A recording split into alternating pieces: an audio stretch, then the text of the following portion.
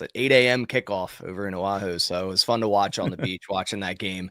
But it got too close for comfort when watching that. And like you said, they continue to play down to competition, but a sloppy win is still a win. And the Packers, given all their mistakes, still are 6-3-1, still are second in the NFC North. So I'll take that. They still got a lot to clean up, though. They allowed 20 points to essentially a ton of backups. And I don't want to consider Jameis a backup because I think there's a lot of teams he could start for. I think he can really sling the rock out there. And I like watching Jameis, but I still don't feel like this defense at all should have allowed 20 points against this Giants offense without Cam Scadaboo, without Malik Neighbors, without Darius Slayton, their second wide receiver. Yet the Giants still were able to convincingly move the ball until it mattered at the very end when Jameis pulled a Jameis move, throwing an interception. What teams are consistently doing now against the Packers? The Panthers kind of wrote this formula, and now we saw it with the Eagles. Now the Giants is they're kind of playing. They want to play keep away. They're trying to really take control of time of possession, hammer out these 8 to 9 minute drives, run the football on first, second down, get into third and manageable, maybe even fourth and manageable, and go for it. The Giants did that plenty. And I think the Packers need to sell out more on first down against the run. Their run defense has been suspect as of late. Didn't let up much to Saquon the week before, but this week Tyrone Tracy went 19 carries, 88 yards, and overall as a team, the Giants ran for 142 yards. It's only a lower average due to a couple or a few Jameis Winston runs. And another thing that is just not flying for this Packers defense is the lack of pass rush. We have 3 total sacks in the last 3 games. That's inexcusable for having Micah Parsons on the team. And it's not even a Micah Parsons thing. It's the fact that no one else is stepping up with all the attention that Micah Parsons is commanding.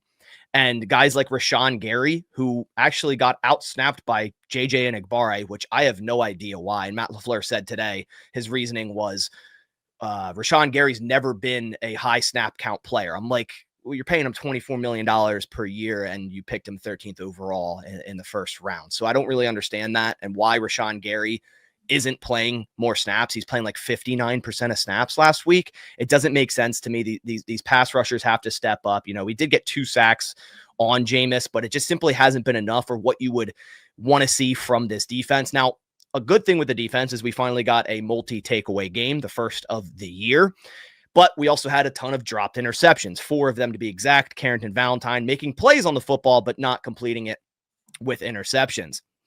Now, as for the Packers offense, if you watch the film and don't just look at the box score, I think this was Jordan Love's one of his best games as a Green Bay Packer. And honestly, one of the best games I've ever seen for a quarterback with just 13 completions, right? If you just look at the box score and you might be going, what are you talking about? He's 13 of 24, 174, 2 touchdowns. But man, he had 6 total drops in this game. And without the drops, you'd have like a 79% completion rate. He was accurate. He was methodical. And when it mattered in the end, he threw an absolute dime to Christian Watson for the go-ahead touchdown fade route in the back of the end zone. A couple other things to take away from this game. Josh Jacobs left with a knee injury, slamming it to the terrible MetLife Field. He's day to day. He could end up playing this week against the Vikings. He's a tough player. I feel like he will. Christian Watson seems fully back. He ended this game 4 catches, 46 yards, 2 touchdowns.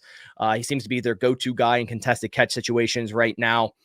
And other than that, man, the run game looked a little bit better. Emmanuel Wilson, 11 carries, 40 yards. Overall, the Packers as a team ran for 128 yards, 5.6 average. And then kicking woes.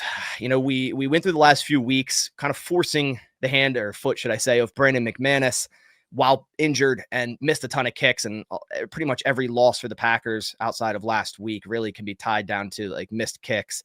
And then finally they make the switch to Haversick this week because McManus is doubtful heading into this game. And Haversick misses 2 PATs in this game. Now it was very, very windy, but heading into this season, I didn't think kicking would be an issue at all, especially when we had an injury to McManus and Haversick came in and was 10 for 10, including a 61 yarder. But now it seems like kicking is an issue, and I'm, hoping that doesn't continue to affect this Packers team moving forward. But we're going to learn a lot about this Packers team because they've been a very streaky, inconsistent team. But we have 4 divisional games in the next 5 weeks. So we're going to learn a lot about this team, and we're going to see if they have what it takes to remain towards the top of the NFC or potentially win it or end up in 3rd or 4th place, both of which could happen. It's a very confusing team to follow right now, but at the end of the day, they are sticking out wins when they need. It's just a matter of cleaning a lot of things up that still look pretty ugly. let's take this opportunity to hear from the sponsor, Sleeper, using promo code RTS. Link is pinned to the top of the description. You can get a 100% deposit match of up to $100. You can also get a free $20 play just by using promo code RTS. You don't even have to make a deposit. All right, I'm going to go to each one of you. I'm going to have you pick one player from each of these games. Nick, we'll start with you since, your team's top of the division. I'm going to scroll through here. You tell me what you like out of these picks. Let's see. Let me make my screen a little bigger. Getting old from all this winning, you know what I mean? All right. Roma Dunze versus Pittsburgh. Yeah. No, I would do DeAndre Swift right there. Unless, wait, is that a Caleb rushing yards one? That is 24.5. Oh man. I'm trying to think of the injury report right now. I would do DeAndre Swift touchdown. Anytime touchdown. Okay. All right. We'll go with it. Let's see what we got here. Ooh, Vikings at Packers. One bar. Go ahead. Tell me what you see here. We got Will Reichert making 1.5 extra points. You got JJ McCarthy at 195.5 passing yards. Justin Jefferson at 73.5 receiving yards. I got to be honest, I might fade him on that. No, we're going Jefferson. We're going higher.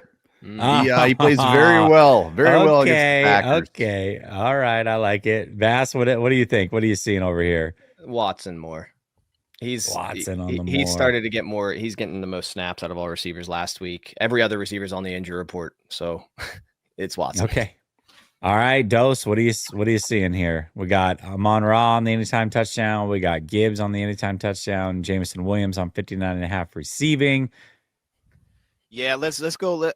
I'll stay in the over category. So I'll give you a Montgomery. Give me the 47.5. This guy's due for something. At some point, this guy's got to pop one. Yeah. All right, we're going off of he's due. That's great. That's why we're at 20x here. There we go. We got Pascal Siakam on the freebie. We got 20x. $10 to win 206. That's how it's done, folks. Absolutely love it. If this one hits, I will be very, very happy. You can tail us, you can fade us, but either way, use promo code RTS. All right, let's get to this super chat real quick. We got Chris O saying Bass will be crying to his wife. Wow. Why? Well, there you go. That sounds good. To your wife, because the Vikings will win. Do you think you would cry, Bass, in your wife's shoulder if the Vikings win? Not at all. Not at all. All right. Well, I don't think Bass will be crying. Description. All right, fellas. I cannot believe that I'm saying this. Week 12 preview and predictions. I mean, this season is absolutely flying by. I'm already upset that it's almost over. Can we slow this down? This season's been fantastic. You guys have been great. We got another division game though. We got Vikings at Packers, 1 p.m. Eastern. Woo. Looking forward to this one. So let's go to the folks that are not involved. Dose, we're going to start with you. Vikings at Packers, 1 p.m. Eastern. How do you see this one going down? Yeah, I think this is going to be good. And I liked what Bass pointed out, because watching that Giants game for that, I'm like, dude, watching Romeo Dubs just drop passes left and right. It's like, dude, I don't know what's going on here. And the first it wasn't a touchdown. That first throw that he had Watson, where the linebacker kind of undercut it, that was a dot. I got to bring it up. I'm going to show him a little love. I always feel like I come off as the hater here for Green Bay. You know what I mean? So I'm going to show him a little love before I pick the Vikings in this game.